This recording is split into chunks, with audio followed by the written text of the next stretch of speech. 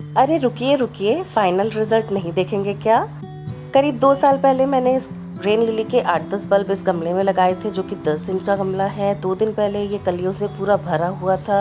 आज सुबह स्कूल जाते समय कलियां आधी खिल चुकी थी। 3 बजे स्कूल से वापस आकर देखा तो फूल पूरी तरह से खिल चुके थे और एक ही छोटे से गमले में देखिए कितने सारे फूल खिले हैं। सैकड़ों की संख्या में ये फूल हैं। तो इस इतने अच्छे रिजल्ट का जो सारा श्रेय है वो जाता है बरसात को। जी हाँ, रेन लिली बारिश में खिलने वाला फूल है और बहुत ही सुंदर खिलता है और बरसात आते ही ये सैकड़ों की संख्या में खिलना शुरू हो जाते हैं। तो इसको आप ज़रूर लगाइएगा।